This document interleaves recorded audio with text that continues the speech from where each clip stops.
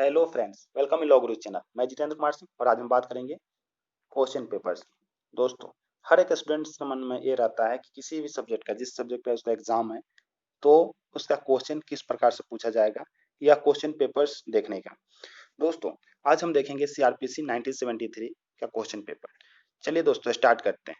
दोस्तों, ये question paper आप देख सकते हैं। क्वेश्चन पेपर के अंतर्गत बहुत सारे क्वेश्चन दिए गए हैं। हम एक एक करके हर एक क्वेश्चन को देखेंगे।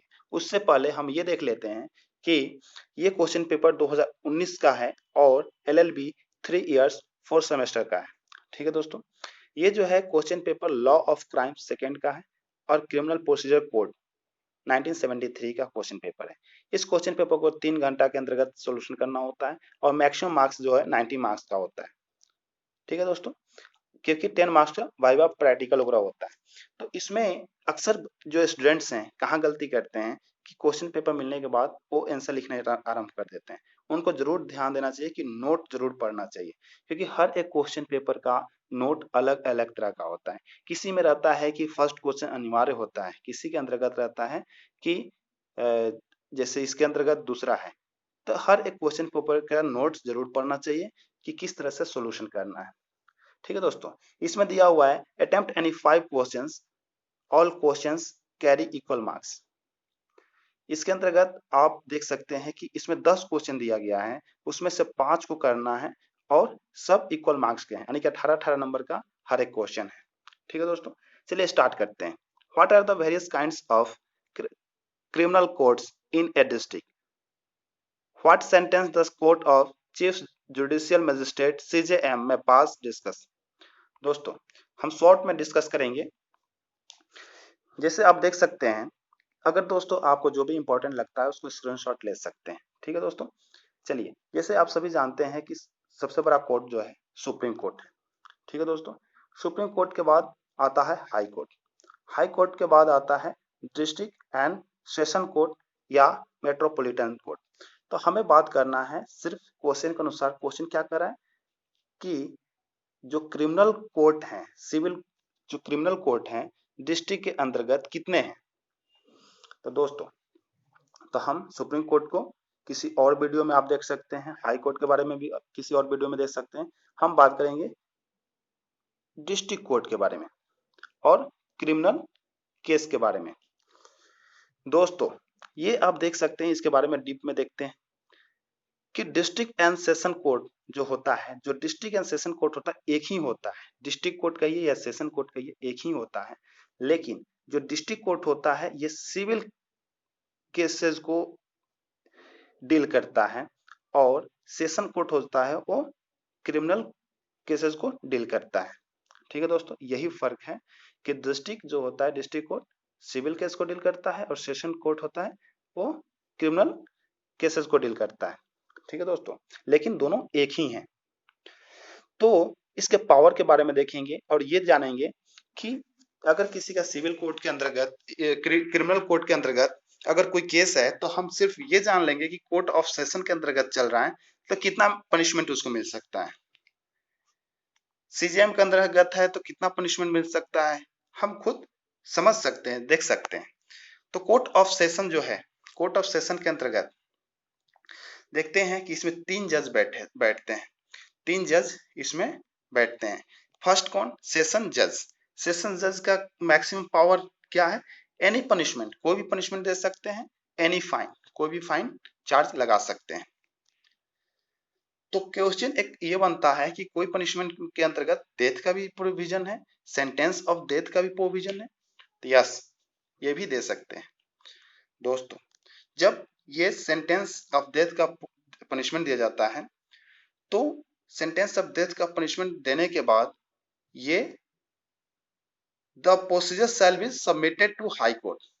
जो प्रोसीजर हुआ है, प्रोसीडिंग्स जो हैं, उसको हाई कोर्ट में सबमिट करना होता है। हाई कोर्ट अगर कंफर्म कर देता है कि यस ये जो डिसीजन है बिल्कुल सही है, तो फिर वो पनिशमेंट लग जाता है। ठीक है दोस्तों, विदाउट कंफर्मिंग, बिना कंफर्म किए हाई कोर्ट के कंफर्म नहीं करता है हाई कोर्ट की तरफ से, तो फिर वो पनिशमेंट नहीं माना जाएगा। ठीक है दोस्तों, तो सेशन जज भी, यानी कि कोर्ट ऑफ सेशन के तहत भी सेंटेंस ऑफ डेथ का पनिशमेंट दिया जा सकता है। ठीक है दोस्तों। नेक्स्ट, सेकंड जज उसमें बैठते हैं एडिशनल सेशन जज। इनका पावर क्या है? Any punishment and any fine. कोई भी पनिशमेंट दे सकते हैं और कोई भी फाइन लगा सकते हैं जो लॉफुल हो, जो लॉ के अंतर्गत हो। ठीक है दोस्तों। नेक्स्ट, असिस्टेंट सेशन जज।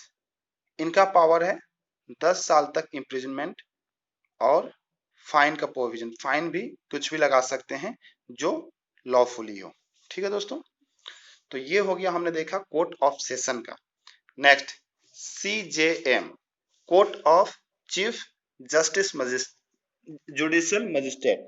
ठीक है दोस्तों, CJM के बारे में देख लेते हैं। CJM का पावर क्या है? 7 years imprisonment and any fine. And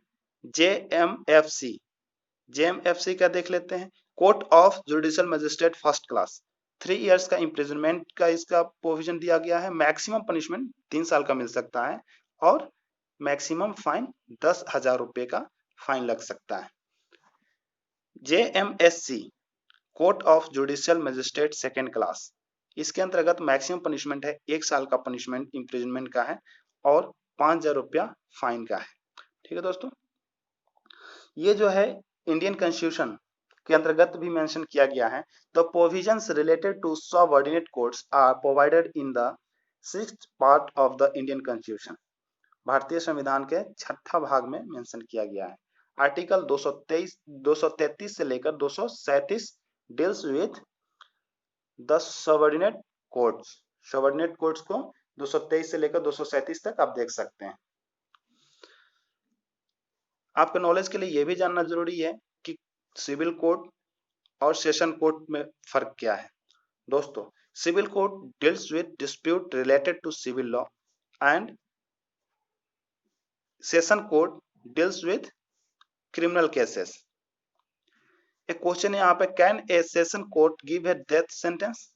जो हमने देखा, सेंटेंस दे सकता है, यस दे सकता है, और उसके लिए हाई कोर्ट में सबमिट करना होता है। अगर हाई कोर्ट कंफर्म करती है तो जाकर वो वैलिड हो जाता है और वो पनिशमेंट जो दिया गया था कोर्ट ऑफ सेशन की तरफ से वो माने वो बरकरार रहता है कि हाँ। अदरवाइज हाई कोर्ट अगर उसको मना कर देती है या कहती है नहीं ये इट्स नॉट गुड, तो उसके बाद वो क्या होगा कि वो पनिशमेंट नहीं होता है। Next question. दोस्तों, अगर मैं इस तरह से क्वेश्चन का सॉल्यूशन करता रहूंगा तो बहुत टाइम लग जाएगा। मैं शॉर्ट में बताता जाऊंगा और आप इसका स्क्रीनशॉट ले लीजिएगा। ठीक है दोस्तों। When a police officer may arrest a person without warrant of court, what are the rights of an arrested person? Discuss. दोस्तों, किसी पुलिस ऑफिसर कब किसी को अरेस्ट बिना वारंट के करती है? जब कोई कोग्नाइजेबल ऑफेंस करता है तो उस दौरान किसी को भी अरेस्ट कर सकती है। ठीक है दोस्तों। तो इसका प्रोविजन है कि अगर कोई कोग्नाइजेबल ऑफेंस कर रहा है या करने वाला है तो उस दौरान बिना किसी विदाउट एनी अरेस्ट वारंट के अरेस्ट किया जा सकता है। The police officer may arrest without getting any order from magistrate and within 24 hours और लेस टाइम, इससे ज्यादा नहीं होना चाहिए, less time, such a person needs to be presented before the magistrate. ठीक है दोस्तों। ये जो है 151 के अंतर्गत आप जाकर देख सकते हैं, CRPC 151 के अंतर्गत। ठीक है दोस्तों। Next, who may claim maintenance and from whom? Can a divorced wife claim maintenance from her previous husband when a court can alter the maintenance once granted? Explain। दोस्तों, आप ये सब देख लीजिए। अगर आपको कोई भी डाउट लगता है इस क्वेश्चन में तो आप क्वेश्चन कमेंट सेक्शन में कमेंट करिएगा, मैं उसका आंसर जरूर मैसेज करूंगा या दूसरा वीडियो बना दूंगा। Next question, what do you understand by first information report? FIR, जिसे हम कहते हैं FIR। ठीक है दोस्तों, first information report. Discuss its object and importance. Next, इसका आप देख सकते हैं जाकर 154 के अंतर्गत ये मेंशन किया गया है CRPC के अंतर्गत। तो ये सब चीजें हैं। और अगर आपको कोई भी अगर इसमें क्लियर नहीं होता है तो आप बताइएगा, मैं जरूर इसका आंसर कमेंट सेशन में कर दूंगा। What are the non bailable offences? Non bailable offence जो बेल करने लायक नहीं होता है। Can bail be granted in non bailable offence? और इसमें कह रहा है कि क्या नॉन बेलेबल ऑफेंस को बेल दिया जा सकता है? If yes when? इस कब दिया जा सकता है, क्या क्या प्रोविजन से देने के पीछे किस किस कंडीशन में दिया जा सकता है, ये सब आप लोग देख लीजिएगा। अगर आपको अगर डाउट है या कुछ भी समस्या है तो आप लोग जरूर कमेंट करिएगा, में आंसर दे दूंगा। Next, what do you mean by charge? Charge से आप क्या समझते हैं? What should A charge contain? Whether a court may alter the charge, if so, how and when? Next, what are the essentials of the complaint? State the procedure for trial of a warrant case instituted on a complaint. Next, when a magistrate can take cognizance of an offence, and what is the procedure for trial of a police case? Next, discuss in brief the powers of an appeal court. Does an appeal lies against the order of acquittal? Is so to what court? Next, write short note on any two of the following. First, remand. Second, public prosecutor. Third, cognizable offense. Fourth, investigation. दोस्तों, अगर आपको इसमें कोई भी doubt है तो आप comment section में कमेंट करिएगा, मैं इसका आंसर जरूर दूंगा। Thanks for watching video.